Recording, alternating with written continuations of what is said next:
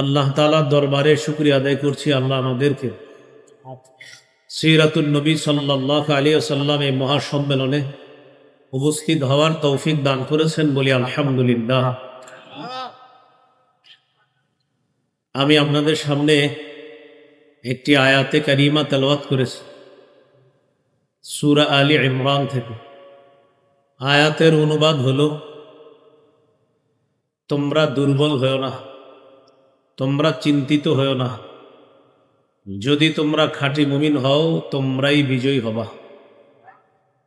বর্তমান পৃথিবীতে মুসলমান যারা আছি আমরা, সারা পৃথিবীর মুসলমানদের একটি কথা, সেটা হলো মুসলমানদের বর্তমানে সব দেশের মধ্যে বিভিন্নভাবে তাদের বিপর্যয় কেন? শুধুমাত্র আফগানিস্তান ছাড়া সারা পৃথিবীর কোনো দেশে এখন ইসলামী হুকুমত, কোরআন সুন্নাহ অনুযায়ী দেশ পরিচালনা করা বা হচ্ছে, এই জাতীয় নজরিয়া এখন আফগানিস্তানে দেখা যাচ্ছে। এছাড়া অন্যান্য মুসলিম দেশগুলো, ওগুলোর মধ্যে মুসলমানের সংখ্যাগরিষ্ঠ বেশি, এরকম আওয়াজ হয়। উদাহরণস্বরূপ আমাদের বাংলাদেশ, 90% বেশি আমরা মুসলমান। এ কথা যেমন সত্য, বেশিরভাগ মুসলমান ইসলাম পালন করে না, এটা আরো বেশি সত্য। আমাদের দেশে 90% বেশি মুসলমান, এটা সত্য। অধিকাংশ মানুষ ইসলাম পালন করে না, এটা আরো বেশি সত্য। এর প্রমাণ, এই সিরাত মাহফিল থেকে যাওয়ার সময় 10 জন মানুষকে পরীক্ষা করবেন। চুরি করলে চোর চুরনির হাত কেটে দেওয়ার বিধান কোরআন দিয়েছে। এই বিধান কি আপনি চান ওই 10 জনের 9 জন বলবে হাত কেটে দেওয়া এটা কোনো কথা? এটা তো অমানবিক আচরণ। এটা আপনাকে বলবে সে মুসলমান তো ইসলাম পালন করে না। নামাজি ব্যক্তি এমন 10 জনকে জিজ্ঞাসা করবেন। সূরা নূরের 2 নম্বর আয়াতে আল্লাহ বলেন, আয-যানিয়াতু ওয়াজ-যানি ফাজলিদু কুল্লা ওয়াহিদিম মিনহুমা মিআতা জালদা। ব্যভিচারিণী নারী, ব্যভিচারী পুরুষ, তারা যদি অবিবাহিত হয় তাদেরকে 100 বেত্রাঘাত করা হবে। তারা যদি বিবাহিত হয় তাদেরকে পাথর মেরে হত্যা করা হবে। এটা কোরআনের বিধান। এই বিধান বাস্তবায়ন সম্পর্কে 10 জন সাধারণ মুসলমানকে জিজ্ঞাসা করেন, 9 জন বলবে একটা মানুষকে হত্যা করা হবে, মেরে ফেলা হবে, এই কথা আপনাকে বলবে। অথচ একজন ধর্ষকের বিচার যদি ইসলাম অনুযায়ী হয়, হাজারো ধর্ষক হয়ে এই ধর্ষণ নামক অপরাধ ছেড়ে দিবে। একজন চোরের হাত যদি কাটা হয়, একজন চুরনির হাত যদি ইসলামী শরিয়া মোতাবেক কাটা হয়, তাহলে 10 জন চোর ভালো হয়ে যাবে, মানুষের ঘর বাড়ি নিরাপদ হয়ে যাবে। বলতেছিলাম, আল্লাহ তাআলা বলেছেন যদি খাঁটি মুমিন হও তো তোমরাই বিজয়ী হবা। আমাদের দেশে এত মুসলমান, কিন্তু আমাদের কষ্টের জায়গা, এখানে অনেক বড় বড় ওলামায়ে কেরাম, আমি সহ একজন সাধারণ মানুষ হিসাবে আমারও কষ্টের জায়গা এটা। আমরা 90% বেশি মুসলমান। কষ্টের জায়গা হলো এদেশের আইন ইসলামী আইন না। এদেশের সংসদ, বিচার ব্যবস্থা, সব ব্যবস্থাপনা থাকবে ইসলাম অনুযায়ী, এটা একটা স্বাভাবিক বিষয়, কারণ 90% বেশি মুসলমান। কিন্তু আমাদের দেশে সবচাইতে নির্যাতিত, নিপীড়িত যে বিষয়টা, সেটা হলো মুসলমান এদেশে সংখ্যাগরিষ্ঠ, এটা ঠিক, কিন্তু ইসলাম শব্দ নিয়ে কিছু করতে যাবেন, আপনি দেখবেন এটার ব্যাপারে এত কথাবার্তা হবে। একজন মুসলমানকে হত্যা করা হোক, 2-4 দিন আলোচনা হয়ে এরপর বন্ধ হয়ে যাবে। কিন্তু মুসলমান ছাড়া অন্য কোনো ধর্মের মানুষকে কিছু করা হোক, আমেরিকা সহ সারা পৃথিবীতে নাড়া পড়ে যাবে। অথচ আমাদের দেশে আমরা সংখ্যাগরিষ্ঠ, কিন্তু সংখ্যালঘুদের দাম বেশি। আপনি দেখেন, এটা একটা কষ্টের জায়গা। এত মুসলমান আমরা, আমাদেরকে নিয়ে কিছু হলে 2-4 দিন পরে সবাই ভুলে যায়। এটা অন্য ধর্মের কোনো কিছু হলে সারা পৃথিবী ভেবে আলোচনা হয়, এটা হওয়া দরকার, ওটা হওয়া দরকার। এখান থেকে বোঝা যায় আমাদের দেশের বেশিরভাগ মুসলমান, এ কথা যেমন সত্য, অধিকাংশ মুসলমান ইসলাম পালন করে না, এটা আরো বেশি সত্য। যার প্রমাণ মুসলমান কিছুদিন পরে দিবে। যদি মুসলমানরা এদেশে ইসলামী আইন চায়, তাহলে ইসলামী মূল্যবোধে বিশ্বাস করে এমন মানুষকে এদেশের নেতা বানানো। কিন্তু আপনি দেখবেন এমন নেতা বানাবে না মুসলমান। এটা বানাবে না, মুসলমানই এটা বানাবে না। এই জন্য মুসলমান এটা আমরা দাবি করি, ইসলাম পালন করে না। আল্লাহ তাআলা বলেন, হে ঈমানদারগণ, তোমরা আল্লাহকে ভয় করো। ওয়াদারু মা বাকিয়া মিনার রিবা ইন কুনতুম মুমিনিন, যদি খাঁটি মুমিন হও সুদের কারবার ছেড়ে দাও। এখন খতিব সাহেব সুদের ওয়াজ করছে। এক মুসল্লি এসে কয়, হুজুর এত ইসলামের বয়ান করেন, ইসলাম কায়েম হচ্ছে না কেন? আপনি যে সুদ খান এই জন্য ইসলাম কায়েম হচ্ছে না। হুজুরে জুমায় বয়ান করছে সূরা মাইদার 90, 91, 92 আয়াতের তাফসীর করতেছে। ইন্নামাল খামরু ওয়াল মাইসিরু ওয়াল আনসাবু ওয়াল আজলামু রিজসুম মিন আমালিশ শাইতান। মদ, জুয়া, দেব দেবী, ভাগ্য নির্ণয়ক সব এগুলা শয়তানের কাজ, এগুলা নাপাক। ফাজতানিবু, এগুলা থেকে তোমরা বেঁচে থাকো, পরিহার করো। এখন হুজুরে ওয়াজ করার পর যারা জুয়ারি, এরা মসজিদ থেকে বের হওয়ার পরে বলে, হুজুরের সব ওয়াজ ঠিক আছে, আজকে এটা কি ওয়াজ করলো, এদের কারণে ইসলাম কায়েম হচ্ছে না, এটা হুজুরের দোষ দেয়। আসলে তো আপনার কারণে ইসলাম কায়েম হচ্ছে না, কারণ আপনি মুমিন। এই মুমিন হওয়ার পর আপনি জুয়া খেলবেন কেন? হুজুরে মদের বিরুদ্ধে বয়ান করছে, মদের ব্যাখ্যা দিয়ে বলতেছে মাদক দ্রব্য, ইয়াবা, বাবা, গাঁজা, হিরোইন, ফেন্সিডিল, আফিম, কানাডা ড্রাই, মাস্তুদ, শ্যাম্পেন, জাল ইত্যাদি যা আছে সব হারাম। এই বয়ান করার পর এগুলার মধ্যে যারা জড়িয়ে আছে এরা বলতেছে এদের কারণে ইসলাম কায়েম। খতিব সাহেবের দুর্দেশ হলো, আপনি প্রত্যেক অপরাধের মধ্যে জড়িয়ে আছেন। আমি আমারে খুব সুফি মানুষ বলি এমন না, আমি অসংখ্য অপরাধের মধ্যে জড়িয়ে, প্রত্যেকে বিভিন্ন অপরাধের মধ্যে জড়িয়ে থাকার কারণে ইমানের আলো নিভে গেছে। ইমান থাকে এখানে কলবের মধ্যে। একটা গুনাহ করলে কলবের উপর একটা দাগ পড়ে যায়, গুনাহ বাড়লে দাগ বাড়তে থাকে, দাগ বাড়তে বাড়তে পুরা কলবটা কালো দাগের নিচে, কালো আবরণের পিছনে ঢাকা পড়ে যায়। এখন একটু চিন্তা করেন, আমার ইমান কলবের মধ্যে আছে, আমি এত পরিমাণ পাপের মধ্যে জড়িয়ে আছি যে পাপের কারণে পুরা কলবটা পাপের অন্ধকারের মধ্যে নিমজ্জিত হয়ে আছে, আর ওই কলবের মধ্যে আমার ইমান। এই ইমান নিয়ে ইসলাম বিজয়, এটা কিভাবে সম্ভব হবে? এই জন্য আল্লাহ বললেন, যদি তোমরা খাঁটি মুমিন হও তাহলে তোমরাই বিজয় হবা। আমাদের প্রত্যেকের পকেটে পকেটে গুনাহের মাধ্যম, প্রত্যেকের পকেটে পকেটে গুনাহের মাধ্যম। আপনি নিজেকে জিজ্ঞাসা করেন, 24 ঘন্টার কয়েক ঘন্টা আপনি গুনাহমুক্ত থাকতে পারতেছেন? আমার মাথায় টুপি আছে, দাড়ি আছে, পাঞ্জাবি আছে, আমি কতটুকু সৎ আছি? এটা প্রত্যেকে নিজেকে জিজ্ঞাসা করা। এই জন্য আল্লাহ বলছেন, যদি খাঁটি মুমিন হও তোমরাই বিজয় হবা। খাঁটি মুমিন কিনা প্রত্যেকে জিজ্ঞাসা করেন। রাত 3টা 4টায় ফেসবুকে স্ট্যাটাস দিছে, ইসলাম এভাবে কায়েম হবে, রূপরেখা শিখাইয়া দিছে। এটা দেওয়ার পর বন্ধুদের কাছে বিদায় নিছে, dear friends, see you tomorrow, আগামীকাল দেখা হবে বন্ধুরা। স্ট্যাটাস দিয়ে ঘুমায়া গেছে। পরের দিন 10টায় উঠছে, ওঠার পর একজন বলতেছে, আপনার গতকালকে ইসলাম নিয়ে লেখাটা সেই হয়েছে, আপনি মাদ্রাসায় না পড়েও যে লেখা দিয়েছেন ইসলাম নিয়ে ফাটাফাটি হয়েছে। তারপর আপনার চোখ এখনো ঘুম ঘুম ভাব, আর বইল না, পেরেশানিতে গতকাল রাতে যখন ঘুমাইছি আর টেরি পাই না কখন উঠলাম, ফজর পড়ছেননি, আহা পেরেশানির কারণে ফজরও পড়ি নাই, উনি ইসলামী রূপরেখা লিখা ঘুমাইছে। এই জন্য আপনি প্রত্যেককে জিজ্ঞাসা করেন, প্রত্যেকে দেখবেন আমার কারণে দেশে ইসলামী হুকুমত কায়েম হচ্ছে না। প্রত্যেকেই অপরাধী জন্য। না হয় আমরা 90% বেশি মুসলমান, আমাদের দেশে ইসলাম থাকবে না কেন? এই জন্য এই পরিস্থিতি থেকে উত্তরণের কি উপায়? আমি 17টা উপায় বলছি, মন দিয়ে শোনেন, সময় বেশি নেই। 1 নম্বর উপায়, ইমানি শক্তি অর্জন করা। ইমানি শক্তির সাথে আল্লাহর ওয়াদা আছে, সংখ্যা কম বেশির সাথে এটা কোনো ব্যাপার না। ইমানি শক্তি মজবুতির সাথে আল্লাহর ওয়াদা, আর আল্লাহর নিয়মে কোনো পরিবর্তন পাবেন না। সূরা ফাতিরের 43 নম্বর আয়াত, আল্লাহ বলেন, ফালান তাজিদা লিসুন্নাতিল্লাহি তাবদীলা, আল্লাহর নিয়মে তুমি কোনো পরিবর্তন পাবে না। ওয়ালান তাজিদা লিসুন্নাতিল্লাহি তাহওয়িলা, আল্লাহর নিয়মের মধ্যে তুমি কিছুতেই কোনো ভিন্নতা খুঁজে পাবা না। অতীতে মজবুত ইমান যারা ছিল তাদের সাথে আমি আল্লাহর যে ওয়াদা, তোমাদের সাথে আমার সেই ওয়াদা। এই জন্যই তো 313 জন, মাত্র 70টা ওট, 2টা ঘোড়া, 8টা তরবারি, এই 313 জনকে সশস্ত্র 1000-এর বিরুদ্ধে আল্লাহ বিজয় দান করছে। 60 জনের বিরুদ্ধে আল্লাহ পাক রব্বুল আলামিন 60 জনকে 60,000-এর বিরুদ্ধে বিজয় দান করছে। এটা ইমানের কারণে। 2 পারা 20 নম্বর পৃষ্ঠা আছে, কাম মিন ফিআতিন কালিলাতিন গালাবাত ফিআতান কাসীরাতাম বিইজনিল্লাহ। বাদশা তালুত বাহিনী যখন দেখলো তাদের সংখ্যা কম, তখন তাদের একদল বলল, লা তাকাতা লানাল ইয়াউমা বিজালুতা ওয়া জুনুদি, আজকে জালুত বাহিনী, তাদের সাথে আমরা পারবো না। তখন মুমিনরা বলল, কোনো সমস্যা নাই, কত ছোট দল আল্লাহর হুকুমে কত বড় দলকে হারায়া দেয়। আমাদের ঈমান যদি মজবুত থাকে, আমাদের দল ছোটও যদি হয়, বড় দলকে হারিয়ে দিবে।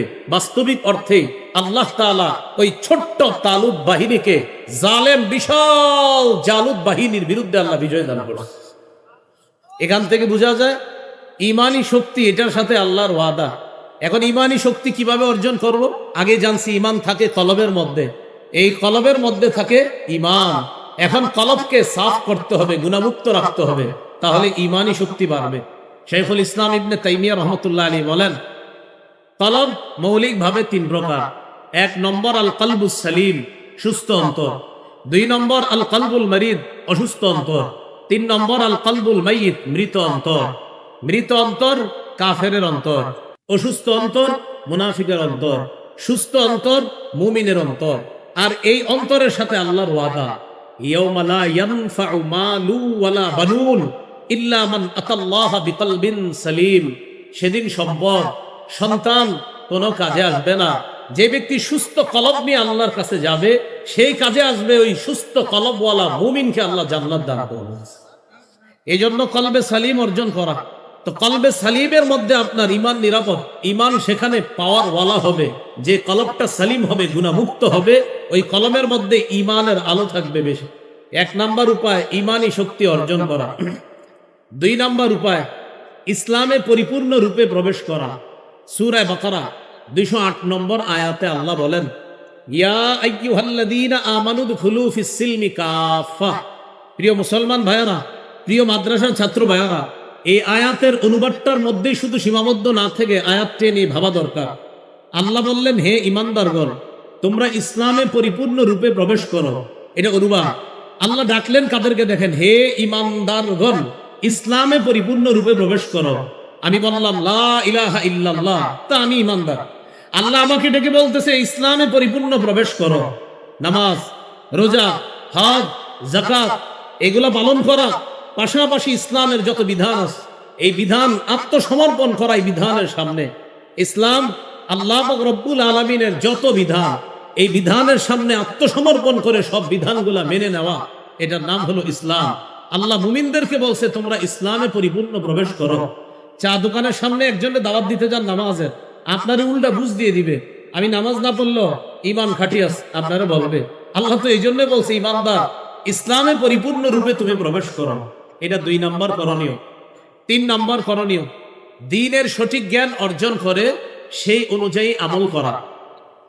তিরমিজির হাদিসে রাসূলুল্লাহ সাল্লাল্লাহু আলাইহি সাল্লাম বলেন, লা তাজুলু কদমা ইবনি আদম হাত্তা ইউসআলা আন খামস। 5 প্রশ্ন করার আগে কিয়ামতের ময়দানে আদম সন্তানের 2 পা নড়বে না। 1 নম্বর জীবন সম্পর্কে জিজ্ঞাসা করা হবে, 2 নম্বর যৌবন, 3 নম্বর সম্পদ সম্পর্কে জিজ্ঞাসা করা হবে, কোন খাত থেকে সম্পদ কামাই করেছে, হালাল সম্পদ কিনা। 4 নম্বর হালাল খাতে ব্যয় করেছে কিনা। 5 নম্বর বিমাজা আমিলা ফিমা আলিমা, যা জেনেছে জানা অনুযায়ী আমল করেছে কিনা। সঠিক জ্ঞান অর্জন করে সে অনুযায়ী আমল করা, এটা 3 নম্বর। আল্লাহকে সেজদা করা, এটা বিশুদ্ধ জ্ঞান। আল্লাহকে আপনি সারা বছর সেজদা করে আরেক জায়গায় গিয়ে আপনি অন্য কাউকে সেজদা দেওয়া, এটা দ্বীন সম্পর্কে অজ্ঞতা। রাসূলুল্লাহ সাল্লাল্লাহু আলাইহি সাল্লামের সিরাত জেনে সেই অনুযায়ী নবীকে ভালোবাসা, এটা দ্বীন সম্পর্কে সঠিক জ্ঞান। আর নবীর সাহাবায়ে কেরামের তরিকার বিপরীতে গিয়ে আল্লাহ রাসূলকে ভালোবাসার চেষ্টা করা, এটা দ্বীন সম্পর্কে অজ্ঞতা, এটার নাম বেদাত, এটার ঠিকানা হবে জাহান্নাম। পদ্ধতি ঠিক থাকতে হবে। রাসূল সাল্লাল্লাহু আলাইহি সাল্লামকে ভালোবাসতে হবে তার শিখানো পদ্ধতি অনুযায়ী, আমাদের কোনো আবিষ্কৃত পদ্ধতি অনুযায়ী না। আল্লাহর নবী যা বলেছেন সেটা মেনে নেওয়ার নাম দ্বীন সম্পর্কে সঠিক জ্ঞান। নবী যা করতে বলেন নাই সেটা করার নাম দ্বীন সম্পর্কে অজ্ঞতা। আল্লাহ আমাদেরকে দ্বীন সম্পর্কে সঠিক জ্ঞান অর্জন করে সে অনুযায়ী আমল করার তৌফিক দান করেন। 4 নম্বর করণীয়, দ্বীনের সঠিক জ্ঞান অর্জন করে এটা অন্যের কাছে প্রচার করা। সূরা মাঈদার আয়াত, বাল্লিগ মা উনজিলা ইলাইকা মির রাব্বিক, রাসূল আপনার কাছে যা নাজিল করা হয়েছে তা আপনি তাবলীগ করেন, প্রচার করেন। আর এই প্রচারের দায়িত্ব আমাদেরকে নবী দিয়েছেন। বুখারীর 105 নম্বর হাদিস, লম্বা হাদিসের শেষে নবী বলেন, লিউবাল্লিগিশ শাহিদুল গায়বা, তোমাদের মধ্যে যারা উপস্থিত, অনুপস্থিত যারা আছে, প্রান্তে প্রান্তে আমার উম্মত যারা আছে, তাদের কাছে এই দ্বীন প্রচারের দায়িত্ব তোমাদেরকে দিয়ে গেলাম। 5 নম্বর করণীয়, আল্লাহর দ্বীনের সহযোগী হওয়া, এটা একটু বুঝেন। সূরা মুহাম্মদের 7 নম্বর আয়াতে আল্লাহ বলেন, ইন তানসুরুল্লাহ ইয়ানসুরকুম, যদি তোমরা আল্লাহকে সাহায্য করো আল্লাহ তোমাদেরকে সাহায্য করবে। আল্লাহকে সাহায্য করার তাফসীর হলো আল্লাহর দ্বীনকে সাহায্য করা। আল্লাহর দ্বীন মসজিদ, মাদ্রাসা, এই সিরাত খাতে সাহায্য করা, এটাও আল্লাহর দ্বীন। জিহাদের ময়দানে মুজাহিদ যারা আছে তাদের জন্য সহযোগিতা করা, এটা আল্লাহর দ্বীনের শ্রেষ্ঠ খাত। আমি আবার বলছি, জিহাদের ময়দানে মুজাহিদদের জন্য সাহায্য সহযোগিতা পাঠানো, এটা দ্বীনের সাহায্যের সবচেয়ে শ্রেষ্ঠ খাত। কিন্তু আমাদের সমস্যা কি জানেন? মসজিদ মাদ্রাসা সহ সব দ্বীনের খাতগুলো শুনলে আমরা বলি সুবহানাল্লাহ, আলহামদুলিল্লাহ। জিহাদের খাতের কথা শুনলে বলি ইন্না লিল্লাহি ওয়া ইন্না ইলাইহি রাজিউন। এই দেশে ইসলামী হুকুমত কায়েম হবে কিভাবে বলেন? দ্বীনের শ্রেষ্ঠ খাত জিহাদের ময়দানে সাহায্য করা। জিহাদের নিয়ত যদি কারো না থাকে তো মুনাফিকি মৃত্যু হবে, নিঃসন্দেহে মুনাফিকি মৃত্যু। আল্লাহ আমাদেরকে কথা বোঝার তৌফিক দান করেন। 6 নম্বর, আল্লাহর কাছে দোয়া করা। সূরা নামল 62 নম্বর আয়াত, আম্মাই ইউজিবুল মুত্তাররা ইদা দাআ, পীড়িত ব্যক্তি দোয়া করলে কে সেই সত্তা তার দোয়া গ্রহণ করে? আমরা বর্তমানে খুব বিপদের মধ্যে আছি, মুসলমানরা চারদিকে নির্যাতিত। এই জন্য আল্লাহর কাছে দোয়া করা, আল্লাহ আমার গুনাহের কারণে আমরা মায়ের খাচ্ছি, আল্লাহ আপনি আমাদেরকে হেফাজত করেন, এই দোয়া করা। 7 নাম্বার, আল্লাহর উপর ভরসা করে ধৈর্যের সাথে আল্লাহর সাহায্যের অপেক্ষা করা। রাসূলুল্লাহ সাল্লাল্লাহু আলাইহি সাল্লাম বলেন, ইআলাম আন্না নাসরা মা'আস সাবরি, জেনে রাখো ধৈর্যের সাথেই সাহায্য, জেনে রাখো ধৈর্যের সাথেই সাহায্য। সূরা আলী ইমরান 159 নম্বর আয়াতে আল্লাহ বলেন, ওয়া আলাল্লাহি ফাল্যাতাওয়াক্কালিল মুমিনুন। এখানে আল্লাহ এটাও বলেছেন ফাতাওয়াক্কাল আলাল্লাহ, আল্লাহর উপর ভরসা করেন। পরের আয়াতে বলছে ওয়া আলাল্লাহি ফাল্যাতাওয়াক্কালিল মুমিনুন, মুমিনদের উচিত আল্লাহর উপর ভরসা করা। 8 নাম্বারটা গুরুত্বপূর্ণ, ঈমানি ভ্রাতৃত্ব আরো বাড়ানো, ঈমানি ভ্রাতৃত্ব বাড়ানো। সূরা হুজুরাতের 10 নম্বর আয়াতে আল্লাহ বলেন, ইন্নামাল মুমিনুনা ইখওয়া, মুমিন পরস্পর ভাই ভাই, আমরা কাজে কর্মে নাই নাই। এটা হবে না। আর আমাদের দেশের কথা আমি বলছি, আপনি মুমিন ভাই একটু এগিয়ে যান, আপনার পিছনে 10 জন টাইনা ধরবে আপনার পিছনে, না না না না থামো তো, কোথায় আপনি আমার ভাই হলেন? এটা হলো 8 নম্বর করণীয়। 9 নম্বর করণীয়, ঝগড়া বিবাদ কমিয়ে পারস্পরিক মহব্বত বাড়ানো। সূরা আনফালের 46 নম্বর আয়াত, 10 পারা 2 নম্বর পৃষ্ঠা শুরুতে আছে, ওয়া আতিউল্লাহ ওয়া রাসূলাহু ওয়া লা তানাযাউ ফাতাফশালু ওয়া তাযহাবা রিহুকুম। আল্লাহর আনুগত্য করো, রাসূলের আনুগত্য করো, পরস্পর ঝগড়া করো না। যদি ঝগড়া করো তোমরা দুর্বল হয়ে পড়বে, তোমাদের শক্তি খর্ব হবে। এদিক তাকান, আমি তিনি আমরা 4 জন মিলে একদল ছিলাম, শক্তি বেশি না কম? বেশি। 4 জনে সকালে ঝগড়া হয়েছে, বিকালে আলাদা হয়ে গেছি, শক্তি কি কমলো না বাড়লো? কমে গেল। এই জন্য ইদানিং কালে ফেসবুকে কিছু ছবি দেয় সকালে, আহা চোখের শীতলতা, ঐক্য হয়েই গেল, বিকালে আবার শুনি চোখের বিশালতা হয়ে গেছে। আবার সকালবেলা চোখের শীতলতা, সেখানে চোখের বিকালবেলা আবার চোখের বিষাক্ততার কারণ হয়ে যাচ্ছে। তো কেন এমন হচ্ছে কেন? এটা হলো 9 নাম্বার, পারস্পরিক ঝগড়া বিবাদ কমিয়ে আন্তরিকতা বাড়ানো, এটা বাড়াতে হবে। 10 নাম্বার, এখানে একটু কথা বলছি আন্তরিকতার বিষয়ে। মুসলমানদের শক্তির মূলে ছিল একতা, এই একতা নষ্ট করেছে আব্দুল্লাহ ইবনে সাবা। ইয়ামানে তার জন্ম, মদিনায় আসছে, সেখান থেকে গেছে বসরা, বসরা থেকে গেছে কুফা, কুফা থেকে গেছে দামেস্কে, দামেস্ক থেকে গেছে মিশরে। এই 6 এলাকা ব্যবহার করে মুসলমানদের একতা নষ্ট করার পিছনে যে ভূমিকা রেখেছে তার নাম আব্দুল্লাহ ইবনে সাবা। 35 হিজরির 17 অথবা 18 জিলহজ হযরত ওসমানকে শহীদ করার মাধ্যমে মুসলমানদের একতা নষ্ট করে দেয় যে ব্যক্তি, তার নাম আব্দুল্লাহ ইবনে সাবা। এই একতা ফিরিয়ে আনতে হবে, এটা 9 নাম্বার। 10 নাম্বার করণীয়, পৃথিবীর কোথাও আমার একজন মুসলমান ভাই আক্রান্ত হলে আমি আপনি আক্রান্ত হওয়া। কিন্তু বিশ্বাস করেন, আমাদের দেশের অনেক মুসলমানকে গিয়ে বলেন, ভাই গাজার শিশুরা না খেয়ে মরে, তো হ্যাঁ বললে আমার কি? খোঁজ নেন, হ্যাঁ হেরা বললে আমার কি বলতে, অথচ সে আমার দেহ, তিনি আমার দেহ, আমি তার দেহ। রাসূলুল্লাহ সাল্লাল্লাহু আলাইহি সাল্লাম বলেন, আল মুসলিমুনা কা জাসাদিন ওয়াহিদ, সারা পৃথিবীর সব মুসলমান এক দেহ। আফ্রিকা, বেলুচিস্তান, কাজাখস্তান, কাশগর, কাশ্মীর, ফিলিস্তিন, শিশান, আফগানিস্তান, গাজা, কোথাও একজন মুসলমান আক্রান্ত হলে আমি আপনি যদি আক্রান্ত হই তাহলে আমি আপনি মুসলমান। আর যদি আমার আপনার ব্যথা না হয়, বুঝতে হবে আমার ঈমানের মধ্যে দুর্বলতা আছে। এটা 10 নাম্বার। 11 নাম্বার, নির্যাতিত মুসলমানদের জন্য সহযোগিতার ব্যবস্থা করা। আলহামদুলিল্লাহ, আমাদের ঢাকার উলামায়ে কেরাম সারা দেশ থেকে ফান্ড কালেকশন করে ফিলিস্তিনের গাজাবাসীর উদ্দেশ্যে তারা পাঠাচ্ছে, এটা অনেক প্রশংসনীয় একটা উদ্যোগ। 12 নাম্বার, মুসলমানদের আমাদের সবাই মিলেমিশে জুলুমের বিরুদ্ধে বজ্র আওয়াজ উঠানো। আমি আবার বলছি, জুলুমের বিরুদ্ধে বজ্র আওয়াজ উঠানো এটার দায়িত্ব সবার। শাইখুল হাদিস মাওলানা মোহাম্মদ মামুনুল হক, মুফতি সাখাওয়াত হোসেন রাজি, আমার উস্তাদ হাফিজাহুল্লাহ, আর সৈয়দ মোহাম্মদ ফয়জুল করিম, ওনাদের তিনজনের শুধু দায়িত্ব না জুলুমের বিরুদ্ধে বলা, প্রত্যেকটা মুসলমান একা একাও জুলুমের বিরুদ্ধে বলতে হবে। আমরা শুধু তাদেরকে বিপদে ফেলাই দায়িত্ব দিয়ে, আর আমরা সবাই বলি ওনারা বললে বলুক, আমগো কি না। ওনাদের যেমন জুলুমের বিরুদ্ধে বলার দায়িত্ব, আমার আপনার প্রতিটা খতিব ইমাম, প্রতিটা আলেম উলামা, প্রতিটা মুসলমানের দায়িত্ব পাশের জালেমের জুলুমের বিরুদ্ধে কথা বলা। সূরা হুদের 113 নম্বর আয়াতে আল্লাহ বলেন, ওয়ালা তারকানু ইলাল্লাযীনা যালামু, তোমরা জালেমদের প্রতি ঝুঁকে পড়ো না, অনুরুক্ত হয়ে পড়ো না। এই আয়াতের ছোট্ট একটা ব্যাখ্যা হলো, আমার সাথে একটু বলেন, ওলামারা বলা দরকার নাই, শুধু ছাত্ররা বলেন, জালেমের 2-4টা ভালো কাজ দেখে তাকে প্রশংসার বন্যায় ভাসিয়ে দিও না। হ্যাঁ, জালেমের 2-4টা ভালো কাজ দেখে হাজারো জুলুমের কথা ভুলে গিয়ে তাকে প্রশংসার বন্যায় ভাসানো যাবে না। উন্নতি আর উন্নতি, জুলুমের কথা কে বলবে? এজন্য জালেমের 2-4টা ভালো কাজ দেখে তাকে প্রশংসার বন্যায় ভাসিয়ে দেওয়া যাবে না। এটা 12 নাম্বার। 13 নাম্বার, মুসলমান বিলাসী জীবন বর্জন করতে হবে। মুমিনদের দেখলেই মনে হতে হবে সে আল্লাহর বিধান বাস্তবায়ন করার জন্য পেরেশান, আল্লাহর দিন কায়েমের জন্য সে 24টা ঘন্টা আল্লাহর কোনো না কোনো কাজে সে পেরেশান, দেখলেই মনে হতে হবে। বিলাসী জীবন ছাড়তে হবে।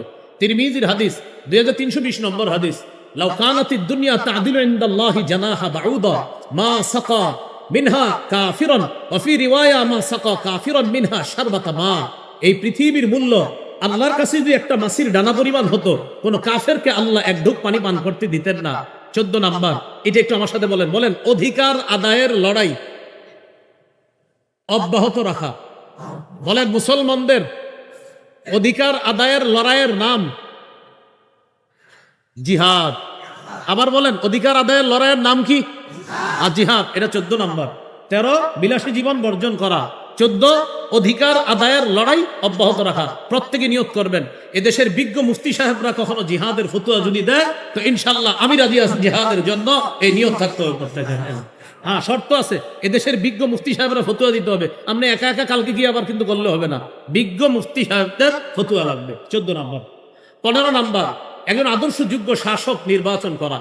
4 কাজের যোগ্যতা রাখে আর মৌলিক 10 গুণে গুণান্বিত একজন শাসকের জন্য প্রতিদিন 4 রাকাত নামাজ পড়বেন। আমি এটা আপনাদের কাছে আবদার, 2 রাকাত পরে দোয়া করবেন, আল্লাহ কিয়ামতের আগে এদেশের জন্য আর নারী শাসক না হয়।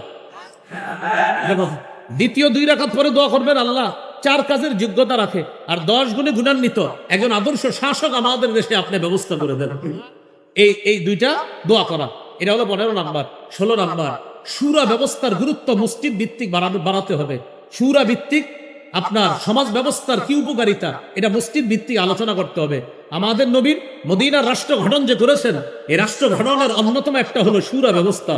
এই শুরা ব্যবস্থার গুরুত্ব, প্রয়োজনীয়তা, ফজিলত জাতির সামনে ওলামায়ে হযরত প্রত্যেকে আলাদা আলাদা মসজিদ থেকে বোঝাতে হবে। 17 নাম্বার, সর্বশেষ কথা, শত্রুকে শত্রু ভাবতে হবে, বন্ধু ভাবার কোনো সুযোগ নাই। আমরা বারবার ভুল করি, আমরা একবার পাশের কাউরে বন্ধু ভাবি, আরেকবার পশ্চিমার কাউকে বন্ধু ভাবি। এই ভুলের কারণে আমাদের খেসারত দিতে হবে। মানুষের গোলামি ছেড়ে আল্লাহর গোলামির কাতারে একত্রিত হয়ে খেলাফত ব্যবস্থা কায়েমের জন্য প্রতিটা মুসলমান চেষ্টা করতে হবে। কিসের জন্য বলেন তো? খেলাফত ব্যবস্থা কায়েমের জন্য চেষ্টা। কথা আরেকটা এসে গেল, সূরা নূরের 55 নম্বর আয়াত। 2 শর্ত পাওয়া গেলে 3 পুরস্কার। 1 নাম্বার খাঁটি ঈমান, 2 নাম্বার নেক কাজ। 3 পুরস্কারের 1 নাম্বার, আল্লাহ খলিফা বানাবে, প্রতিনিধিত্ব দান করবেন। খেলাফতের পারিভাষিক অর্থ হলো আল্লাহর গোলামিতে সমস্ত মানুষকে একত্রিত করে মানুষকে মানুষের অধিকার প্রতিষ্ঠাকারী ব্যবস্থার নাম হলো আল্লাহ কর্তৃক শাসন ব্যবস্থা। মানুষ কর্তৃক শাসন ব্যবস্থায় মানুষ মানুষের গোলামি করে, আর আল্লাহর শাসন ব্যবস্থায় মানুষ শুধু আল্লাহর গোলামি করে, আর সব মানুষ শান্তির মধ্যে বসবাস করতে থাকে। আল্লাহ আমাদের সকলকে যে 17টা উপায় বললাম, আমাদের উত্তরণের উপায়গুলা মনে রাখার তৌফিক দান করেন। ওই সর্বশেষ উপায়ের উদাহরণ হলো সূরা মাইদা 51 নম্বর আয়াত, 6 পারা 16 নম্বর পৃষ্ঠা। ইয়া আইয়ুহাল্লাযীনা আমানু লা তাত্তাখিযুল ইয়াহুদা ওয়ান নাসারা আউলিয়া, হে ঈমানদারগণ ইহুদি খ্রিস্টানদেরকে অভিভাবক রূপে গ্রহণ করো না, তারা একে অপরের অভিভাবক। আমরা চেষ্টা করব এদেশে যেন আমরা ইসলামী মূল্যবোধে বিশ্বাসী যারা আছে তাদেরকে আমাদের প্রতিনিধি বানিয়ে আমাদের দেশে আমরা ইসলামী হুকুমত কায়েম করার প্রাণান্তকর চেষ্টা করবো ইনশাআল্লাহ।